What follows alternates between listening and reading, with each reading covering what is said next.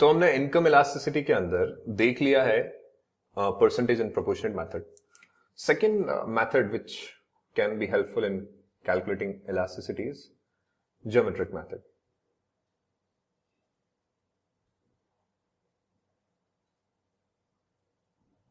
Sir geometric method क्या होता है? आप यहां पर मान के चलते हैं कि एक स्ट्रेट लाइन डिमांड कर्व है, ठीक है.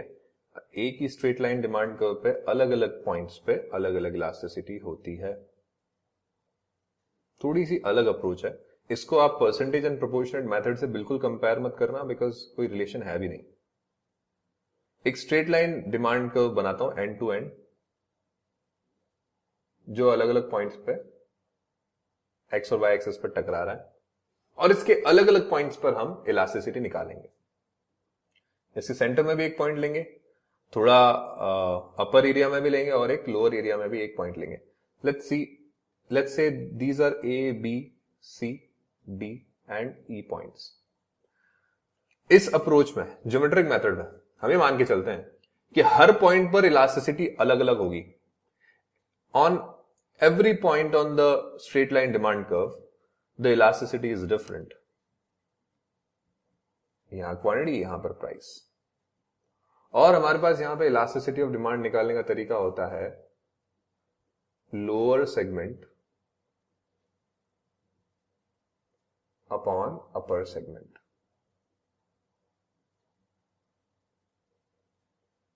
ईडी मतलब elasticity of demand. ED equals to lower segment upon upper segment. हम ये देखते हैं कि जो भी पॉइंट पे हमें इलास्टिसिटी निकालनी है, उसका लोअर सेगमेंट क्या है और अपर सेगमेंट क्या है. ये क्या होता है लोअर सेगमेंट और अपर सेगमेंट? भाई कोई भी लाइन होती है ना, स्ट्रेट लाइन, वो किसी भी एंगल से कितनी भी टेढ़ी हो, इस स्ट्रेट लाइन पर कोई भी पॉइंट ड्रॉ करने पर वो उस लाइन को दो पार्ट्स में डिवाइड करता है. नीचे वाले पार्ट को मैं क्या बोलूंगा? This is your lower segment. ऊपर वाले पार्ट को हम कह देंगे कि वो है अपर सेगमेंट. बस इतनी सी बात है. अपर सेगमेंट और लोअर सेगमेंट किसी भी एक पॉइंट पर उसके हिसाब से बन जाएंगे. जैसे बात करते हैं सी पॉइंट पर. सी पॉइंट, यहां पे अगर मेरे को इलास्टिसिटी निकालनी हो तो मैं क्या करूंगा? Lower segment which should be CE upon upper segment which is AC. CE upon AC. इस लाइन के दो टुकड़े, एक टुकड़ा CE, दूसरा AC. ये मैंने डाल दिया. Lower segment upon upper segment. C जो है ना वो मिड पॉइंट है. आप देखिए ना, इस लाइन का सेंटर पॉइंट है. मिड पॉइंट डिवाइड करेगा किसी भी लाइन को दो इक्वल पार्ट्स में, ऑब्वियस सी बात है, तभी तो मिड पॉइंट है. तो सीई और एसी तो बराबर ही होंगे ना. बराबर होंगे तो कैंसिल हो जाएंगे, वन आंसर आएगा. फिर से समझना, सी पे हमने इलास्टिसिटी कैसे निकाली? फॉर्मूला यूज किया lower segment upon upper segment. अब लाइन सेगमेंट्स की हमको लेंथ तो नहीं पता, लेकिन हम आइडिया तो लगा सकते हैं ना कि ये बराबर बराबर है. वैसे भी कोई मिड पॉइंट किसी लाइन सेगमेंट को दो इक्वल पार्ट्स में डिवाइड करता है, तो सीई जितना लंबा है उतना ही एसी है. दोनों को कैंसिल कर दो, वन आया. मतलब मिड पॉइंट पे हमारा इलास्टिसिटी होगा 1. सी पॉइंट पर कितना होगा? 1. डी पॉइंट की बात करते हैं. यहां पे भी इलास्टिसिटी ऑफ डिमांड का सेम फॉर्मूला, लोअर सेगमेंट. अब आप बताइए लोअर सेगमेंट क्या होगा? लोअर सेगमेंट होता है नीचे वाला टुकड़ा, DE. Lower segment will be DE upon upper segment will be AD. भाई लाइन के स्टार्टिंग से ही लेना पड़ेगा ना, AD और DE. तो AD is the upper segment. देखने से पता लग रहा है कि नीचे वाला सेगमेंट छोटा है, ऊपर वाला सेगमेंट बहुत बड़ा है. मतलब अगर नीचे वाला सेगमेंट 1 का हुआ तो ऊपर वाला सेगमेंट एटलीस्ट 3 का हुआ. इतना लंबा है ये. कुछ भी हो, 1 3 हो, 10 30 हो, कुछ भी हो, कुल मिलाकर के न्यूमरेटर जो है ना स्मॉल वैल्यू है और डिनोमिनेटर है लार्ज वैल्यू. आप कोई भी स्मॉल वैल्यू को लार्ज वैल्यू से डिवाइड कर लो, आपके पास एंड में आंसर क्या आएगा? आंसर आएगा 1 से छोटा. मैं बोल सकता हूं क्या कि इलास्टिसिटी ऑफ डिमांड यहां पे होती है less than 1। Take any example जिसमें numerator is small, denominator is large. 2/4 उससे भी क्या आएगा 0.5 विच इज लेस देन 1। 1/3 उससे भी क्या आएगा 0.33 which is again less than 1। 9/10 उससे क्या आएगा 0.9 अगेन लेस देन 1। तो कुल मिलाकर के डी पॉइंट पर elasticity will be less than 1। आप जज कर सकते हो क्या ई पॉइंट पे इलास्टिसिटी कितनी होगी at E point. E point पे इलास्टिसिटी होगी हमारी लोअर सेगमेंट जो है ई से ई तक। भाई लोअर सेगमेंट क्या है, ई से लास्ट पॉइंट तक, लास्ट पॉइंट भी ई है, ई से ई तक ई अपॉन शुरुआत से इस पॉइंट तक ए अपर सेगमेंट। ई मतलब 0, एक पॉइंट का उसी पॉइंट से डिस्टेंस 0 होगा ना, तो 0 अपॉन ए, 0 अपॉन एनीथिंग होता है 0। तो आप देखते चल रहे हैं ना नीचे, यहां पे जैसे जैसे अपन नीचे जा रहे हैं इलास्टिसिटी कम होती जा रही है। पहले 1 थी, फिर लेस देन 1 हुई, फिर 0 ही हो गई। अंदाजे से बताता हूं, ऊपर क्या होना चाहिए, इलास्टिसिटी मोर देन 1 होना चाहिए। उसके ऊपर कितना होना चाहिए, इंफिनिटी होना चाहिए ना। सर ए पॉइंट पे इंफिनिटी कैसे हुआ देखते हैं। भाई ए पॉइंट पे elasticity of demand should be lower segment upon upper segment. Lower segment मतलब इस पॉइंट से लास्ट पॉइंट तक A E upon upper segment first point से यहां तक ए से ए तक ए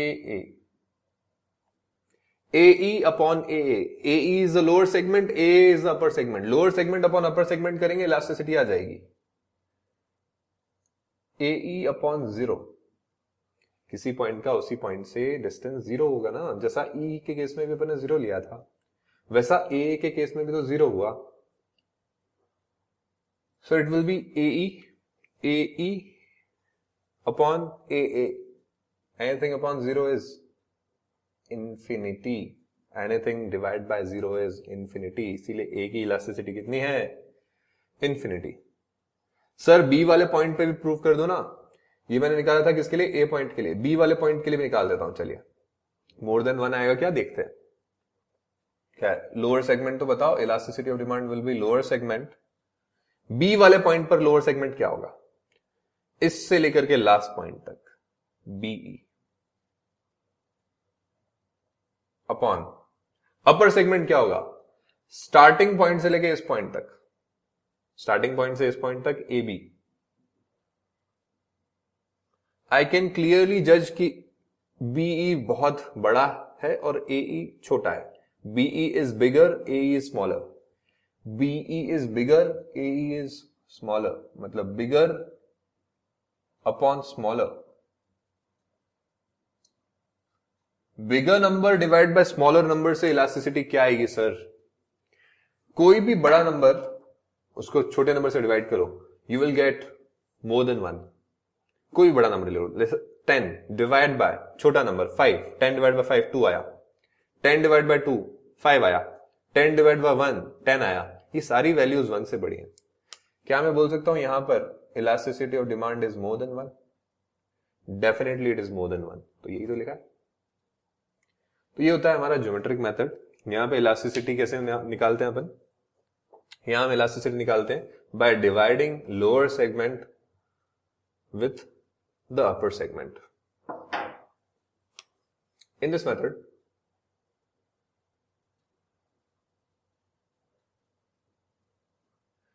elasticity of demand is calculated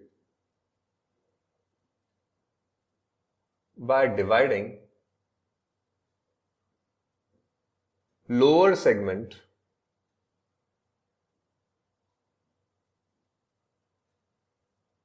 by upper segment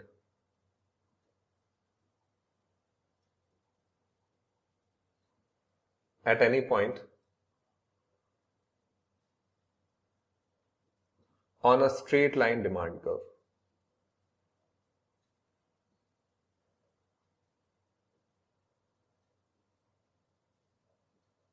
On a straight line demand curve.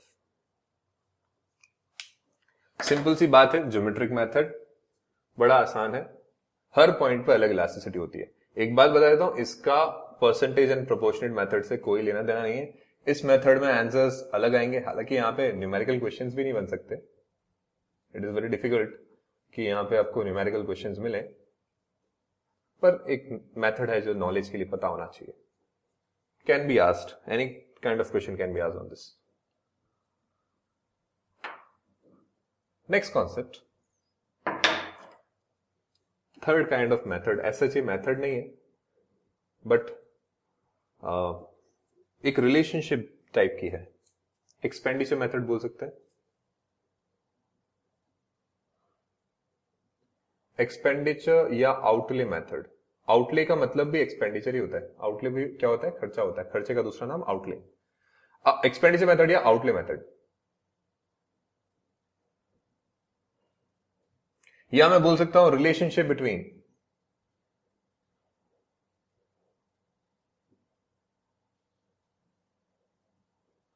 expenditure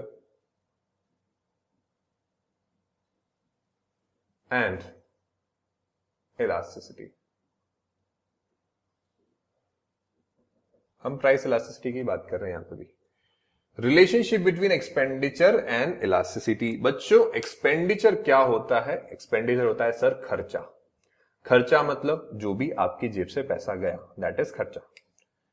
मतलब एक्सपेंडिचर होता है कि आपने कितना प्राइस को एक यूनिट पे खर्च किया इनटू कितनी यूनिट्स ली।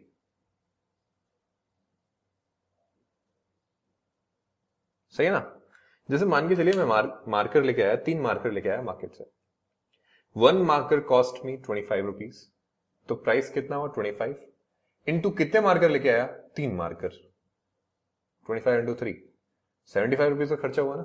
मैं दुकानदार को कितने पैसे दूंगा? 75 rupees, right? Expenditure equals to price into quantity. In fact यही होता है रेवेन्यू भी। यही क्या होता है भाई, दुकानदार का रेवेन्यू कितना हुआ, मतलब दुकानदार ने टोटल कितना पैसा रिसीव किया, प्राइस इंटू क्वांटिटी। मतलब एक्सपेंडिचर फॉर कंज्यूमर होता है रेवेन्यू फॉर प्रोड्यूसर, और ये दोनों ही चीजें बराबर होती हैं। सिंपल बात है। क्या है ना कि कभी कभी तो मैं मेरा एक्सपेंडिचर एडजस्ट कर लेता हूं। अगर वही दुकानदार मेरे को बोलता है कि सर ये मार्कर है ना 30 रुपीज का हो गया है, तो मैं उसको बोलता हूं नहीं 3 नहीं चाहिए, फिर 2 ही दे दो, क्योंकि खर्चा बढ़ रहा है तो मैं उससे कम क्वांटिटी खरीद रहा हूं। ऐसा हो सकता है। लेकिन ऐसा भी हो सकता है कि मैं उसको बोलूं नहीं यार बहुत बड़ी मजबूरी है, बच्चों को तो पढ़ाना ही पड़ेगा, 3 मार्कर ही चाहिए, दे दो यार, कोई बात नहीं। आप ये समझिए क्या प्रैक्टिकल लाइफ में मेरे साथ ऐसा हुआ कि क्या लॉ ऑफ डिमांड लग पाया? प्राइस बढ़ा है मार्कर का, 25 की जगह कितना हो गया, 30 हो गया, तो भी मजबूरी की वजह से मैं खरीद रहा हूं, किसी भी वजह से खरीदूं, क्या लॉ ऑफ डिमांड लगा? नहीं लग पाया। आइडियली होना क्या चाहिए था कि प्राइस बढ़ा ना तो क्वांटिटी कम होनी चाहिए थी, लेकिन नहीं हो पाई। इससे क्या प्रूव होता है कि मेरी इस मार्कर की डिमांड इन इलास्टिक है, वो चेंज नहीं होती। चाहिए मतलब चाहिए, इन इलास्टिक का मतलब क्या होता है कि डिमांड चेंज नहीं हो रही है, राइट? मेरी इस मार्कर की डिमांड कैसी है? इन इलास्टिक है, it can not be changed. तो क्या खर्चे को देख करके ये पता कर सकते हैं कि इलास्टिसिटी इलास्टिक है या इन इलास्टिक है? आप सोचो मेरा खर्चा पहले कितना था, 75 रुपीज, अभी मार्कर 30 का हो गया, तो मेरा खर्चा अब कितना हो गया, 90 रुपीज। मेरा खर्चा बढ़ गया क्योंकि प्राइस बढ़ा है। तो मतलब क्या हुआ कि मैं खर्चे को नहीं देख रहा हूं, मतलब मेरे को ये प्रोडक्ट चाहिए ही चाहिए। फिर से समझना, ये प्रोडक्ट खरीद करके 3 यूनिट खरीद रहा था 75 रुपीज में, अब 3 यूनिट पड़ रही है 90 रुपीज में, तो भी खरीद रहा हूं। प्राइस बढ़ने से मेरा खर्चा बढ़ गया है, तो मैं क्या कहूंगा कि मेरी डिमांड इन इलास्टिक है। एक्सपेंडिचर मेथड में एज सच डिमांड को हम 3 कैटेगरीज में डिवाइड करते हैं, इलास्टिक, इन इलास्टिक और यूनिटरी इलास्टिक। हम 2 चीजों को कंपेयर करते हैं, एक देखते हैं हम प्राइस को और उसके साथ हम देखते हैं एक्सपेंडिचर को।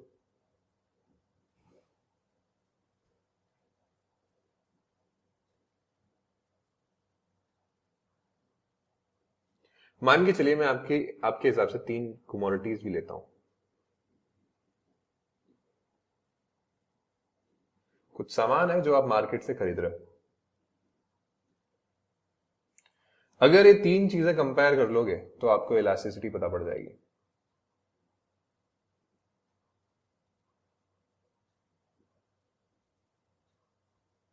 देखते हैं sir. Commodity, let's take the first commodity to be salt. Mummy ने बोला है कि बेटा नमक लेके आ जा, पैसे दे दिया। आपको बोला गया, मम्मी ने बोला कि भाई 20 रुपीज का आता है 1 kg सॉल्ट, लेकर के आ जाओ। आप गए शॉपकीपर के पास, सॉल्ट लेकर के आए। आपने पूछा भैया प्राइस कितना, उसने बोला कि 22। आपने बोला मम्मी ने कहा था 20 है सिर्फ। शॉपकीपर सेज कि बढ़ गया है। आप बिना नमक लेके घर पे आ गए, मम्मी को बोल रहे मम्मी अपन अब से नमक नहीं खरीदेंगे, महंगा हो गया है, 20 की जगह 22 में मिलता है। मम्मी बोलते हैं कि बेटा बिना नमक के सब्जी खा लेगा तो। You start thinking and you think ऐसा तो पॉसिबल नहीं है, नमक तो थोड़ा नेसेसरी है, चाहिए ही चाहिए। कोई बात नहीं मम्मी, 2 रुपए एक्स्ट्रा लग रहे हैं ना, मैं फिर से जाता हूं नमक लेके आता हूं। यू वेंट देयर, आपने नमक ले लिया, घर आ गए, नमक का प्राइस बढ़ा। क्या आपके एक्सपेंडिचर पे क्या फर्क पड़ा? आपका खर्चा जो पहले 20 रुपीज होता था अब कितना हो गया? 22 हो गया। नमक के प्राइस बढ़ने से आपके खर्चे पे भी इंक्रीमेंट हो गया। हुआ कि नहीं हुआ? यस। इलास्टिसिटी की बात बाद में करेंगे, पहले नमक का केस समझ। अगली बार फिर से मम्मी ने बोला कि बेटा नमक लिया। आप बोल रहे हो हाँ 22 वाला है ना, 22 में मिलेगा, ले आऊंगा मैं। आप गए शॉपकीपर के पास और आपने पूछा भैया नमक, उसने बोला कि 18 रुपीज का हो गया, अब तो सस्ता हो गया। आपने सोचा वापस घर जाऊंगा, गड़बड़ हो जाएगी, एक बार फोन करता हूं मम्मी को। पूछा मम्मी से, मम्मी 18 रुपीज का मिल रहा है, ज्यादा ले आऊं क्या? लॉ ऑफ डिमांड लग रहा है ना मम्मी, कि मम्मी प्राइस कम हो गया है, I should purchase more. Mummy बोला कि बेटा नमक उतना ही तो खाएगा महीने का, ऐसा थोड़ी है कि सब्जी में आपसे ज्यादा नमक डालेंगे सस्ता मिल रहा है तो। फिर यू स्टार्ट थिंकिंग से हाँ मम्मी बात तो सही है, भैया आप तो 1 किलो नमक दे दो। मतलब प्राइस कम हुआ, 22 से 18 हो गया या 20 से 18 हो गया, कैसा भी मान लो। क्या आपका एक्सपेंडिचर बढ़ा? नहीं, उल्टा एक्सपेंडिचर कम हो गया। प्राइस कम होने से एक्सपेंडिचर कम हो गया। एक्सपेंडिचर कैसे कम हो रहा है कि आपने कितने रुपए दिए? 18 रुपए दिए, कम हो गया ना। यस। प्राइस बढ़ने से एक्सपेंडिचर बढ़ जाए या प्राइस कम होने से एक्सपेंडिचर कम हो जाए, इसका क्या मतलब हुआ कि आप अपनी क्वांटिटी को चेंज नहीं कर रहे हो। जितना नमक खाना था उतना ही ला रहे हो, न उससे कम न उससे ज्यादा। तभी तो प्राइस बढ़ रहा है तो एक्सपेंडिचर बढ़ रहा है, क्योंकि उतना ही चाहिए। या प्राइस कम हो रहा है तो एक्सपेंडिचर कम हो रहा है, क्योंकि उतना ही चाहिए। तो ऐसे में हम बोलते हैं कि सॉल्ट जो है ना, उसकी डिमांड चेंज नहीं हो रही, उसकी डिमांड चेंज होती ही नहीं है प्राइस के चेंज होने से। उसकी डिमांड इनइलास्टिक है। इलास्टिक मतलब जो बदलती है, तेजी से बदलती है। इनइलास्टिक मतलब जो कम बदलती है या नहीं बदलती। ठीक है, तो इसकी इलास्टिसिटी कैसी हुई सर? इसकी इलास्टिसिटी हुई इनइलास्टिक। इनइलास्टिक को हम कैसे शो करते हैं? ईडी लेस देन 1 दिखा करके। आई थिंक सॉल्ट वाला केस आपको समझ में आया होगा। प्राइस बढ़ने पर अगर एक्सपेंडिचर बढ़ जाए एंड प्राइस घटने पर अगर एक्सपेंडिचर कम हो जाए तो demand will B inelastic. Second है सॉल्ट के बाद चॉकलेट। चॉकलेट से पहले एक और एग्जांपल लेता हूं, क्लोथ्स। मान के चलो आप शॉपिंग करने जा रहे हो, दिवाली आ रही है, क्लोथ्स खरीदना है आपको। ठीक है, अब आप गए, you went to a mall, city में सबसे बड़े मॉल में आप गए और सोचा कि बहुत शॉपिंग करनी पड़ेगी कि दिवाली आ गई है।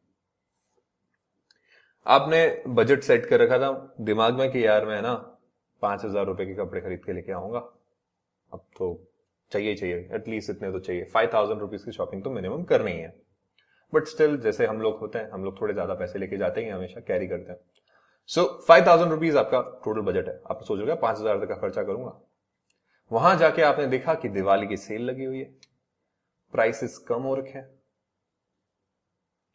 प्राइसेस कम हो रखे हैं तो आपके दिमाग में फटाफट से ऐसा ट्रिगर हो रहा है कि हर तरह के ब्रांड पे प्राइसेस कम है, मैं ना ज्यादा खर्चा कर देता हूं। सिर्फ दिवाली पे नहीं, उसके बाद भी काम आएगा, न्यू ईयर, क्रिसमस, सब में काम आएगा। बर्थडे भी आ रहा है फेब में, उसमें भी काम आ जाएगा, खूब सारे कपड़े खरीदता है।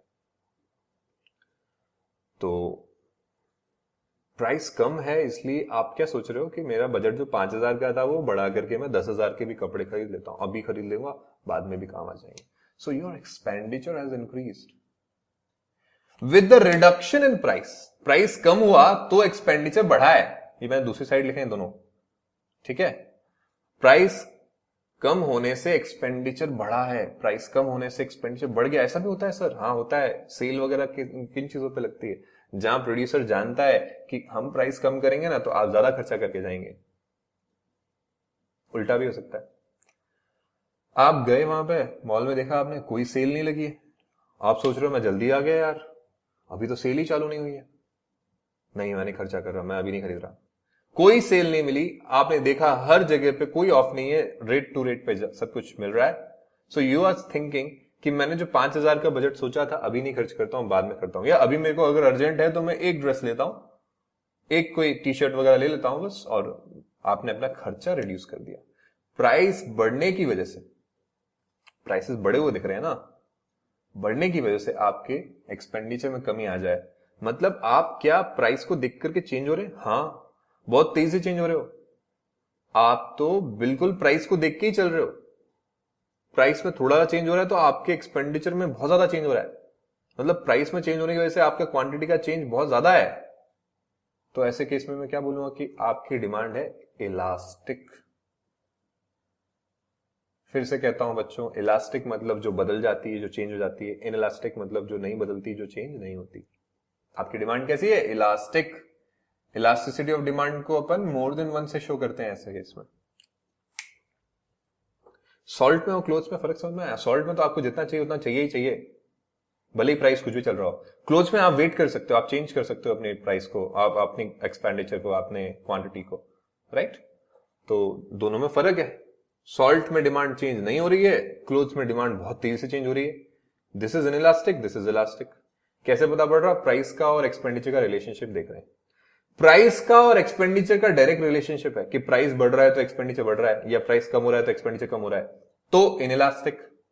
उल्टा रिलेशनशिप है, इनवर्स रिलेशनशिप है कि प्राइस बढ़ रहा है तो एक्सपेंडिचर कम हो रहा है, या प्राइस कम हो रहा है तो एक्सपेंडिचर बढ़ रहा है, सेल के केस में, मतलब क्लोथ्स वाला केस में। तो ऐसे में क्या बोलूंगा? इलास्टिक। तीसरा केस, चॉकलेट। क्या आप लोगों के चॉकलेट के बजट्स होते हैं कि मेरे को इतनी चॉकलेट खानी है दिन की, या वीक में इतना पैसा स्पेंड करना है चॉकलेट्स पर? भाई मेरे तो होते थे। इनफैक्ट आज भी होते हैं कि I have to spend this much on chocolates. Chocolate के प्राइसेस भी तो चेंज होते हैं। We know about Dairy Milk. Dairy Milk उसका पहले बड़ी आती थी यार, अब छोटी हो गई है, प्राइस भी बढ़ गए हैं। पहले 5 रुपए में वो वाला बार आता था जो अभी 10 रुपीज का है, उससे भी बड़ा आता था। अब 10 रुपीज में वो 5 रुपीज का बहुत, मतलब 10 रुपीज में वो आता है जो पहले 5 रुपीज में भी नहीं आता था, मतलब 5 रुपीज का भी उससे बड़ा आता था। कुल मिलाकर के प्राइसेस ऐसे चेंज हुए हैं कि बढ़ गए हैं। अब मान के चलो आपने बजट बना रखा है कि यार मैं तो 50 रुपीज की चॉकलेट खरीदूंगा, ठीक है, 50 रुपीज की चॉकलेट मेरे को खानी है। अगर वही चॉकलेट 5 रुपए की मिलेगी तो आप 10 खरीद लोगे, 10 रुपए की मिलेगी तो आप क्या बोलोगे? कम खरीदता हूं 5। कुल मिला के आपने अपना बजट फिक्स कर रखा है, आपने सोचा मैं एक्सपेंडिचर तो इतना ही करूंगा इस पे। Your expenditure remains the same whether the price increases और प्राइस डिक्रीजेस। न तो प्राइस के इंक्रीज से एक्सपेंडिचर बढ़ा न कम हुआ, न प्राइस कम होने की वजह से एक्सपेंडिचर बढ़ा न कम हुआ। तो ऐसे केस में हम क्या बोलेंगे कि यार आप तो बड़े शानदार इंसान हो, आप तो चेंज कर रहे हो अपनी डिमांड को अकॉर्डिंग टू योर एक्सपेंडिचर, बड़े आराम से चेंज कर लेते हो। इसको हम बोलते हैं यूनिटरी इलास्टिक। क्या बोलते हैं? Unitary elastic. यूनिटरी इलास्टिक का मतलब जितना चेंज आपके प्राइस में आ रहा है अकॉर्डिंगली आप उतना उसके जैसा एप्रोप्रिएट चेंज क्वांटिटी में कर रहे हो, कुल मिला के आपका एक्सपेंडिचर सेम है। मतलब अगर प्राइस हो गया 5 पर यूनिट तो आप ले रहे हो 10 चॉकलेट, और प्राइस हो गया अगर 10 पर यूनिट तो आप ले रहे हो 5 चॉकलेट। टोटल आपका हर केस में एक्सपेंडिचर तो 50 रुपए का ही है। बड़े समझदार हो। मतलब आप क्या अपनी क्वांटिटी को चेंज कर रहे हो, 10 से 5 पे आ गए, 5 से 10 पे आ गए, हाँ कर रहे हो बड़े आराम से, कोई दिक्कत नहीं आ रही। इस केस में क्या बोलूंगी, इलास्टिसिटी इज 1। कितनी है आपकी elasticity, your elasticity is 1। Levels हो गए आपके इलास्टिसिटी के, बड़े अच्छे से समझ में भी आ गए होंगे। मैं आपके लिए लिख भी देता हूं। इन इलास्टिक के केस में क्या लिखूं, if change in price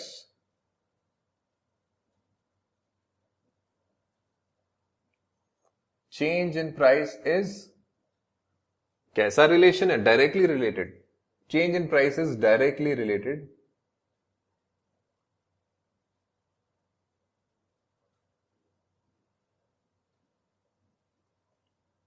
to change in expenditure.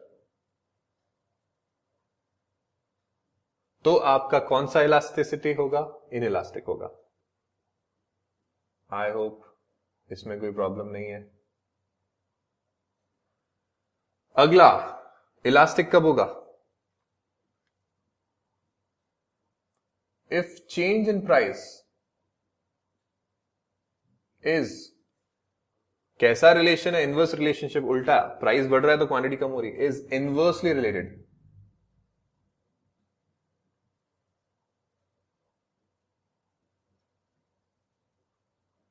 To change in expenditure. बच्चों वैसे तो हम प्राइस को क्वांटिटी के साथ कंपेयर करते थे, यहां पे क्वांटिटी से नहीं किया है, यहां किससे किया है, एक्सपेंडिचर से किया है। ध्यान रखना इस बात को।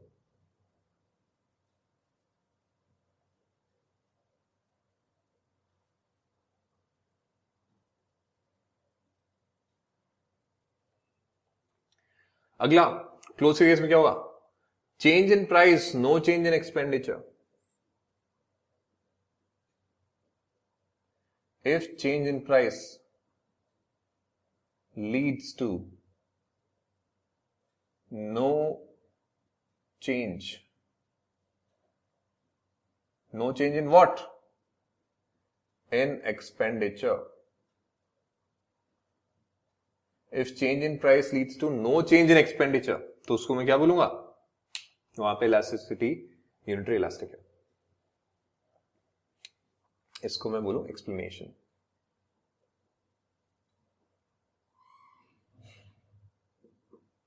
इसका एक्सप्लेनेशन हो गया।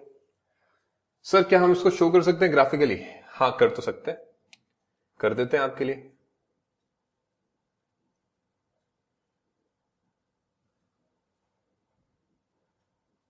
वैसे तो हम प्राइस और क्वांटिटी बनाते हैं, पर यहां प्राइस और क्वांटिटी के बीच में रिलेशनशिप नहीं देख रहे हैं, किसमें दिख रहे हैं, एक्सपेंडिचर एंड प्राइस के बीच में। मैं देख रहा हूं कि एक्सपेंडिचर पे क्या फर्क पड़ रहा है प्राइस के चेंज में। सर प्राइस किसी एक लेवल पे था, उससे किसी दूसरे लेवल पे चला गया, लेकिन आपका एक्सपेंडिचर उतना ही है, तो मैं क्या बोलूंगा, इलास्टिसिटी इज 1। सर प्राइस में इंक्रीज आया, उसकी वजह से एक्सपेंडिचर आपका जो यहां पे था वो कम हो गया, यहां पे आ गया।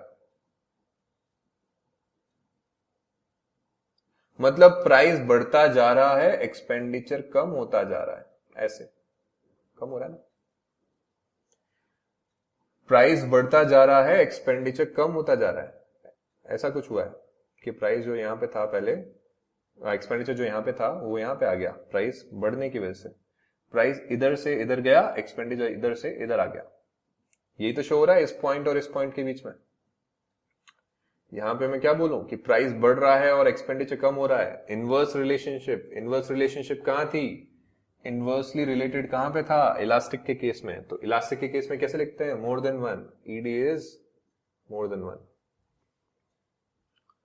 लास्ट, सर प्राइस कम हुआ, एक्सपेंडिचर भी कम हो गया, एक्सपेंडिचर भी कम हुआ, प्राइस भी कम हुआ, प्राइस कम एक्सपेंडिचर कम, यहां से यहां आ गए, इलास्टिसिटी इज लेस देन 1।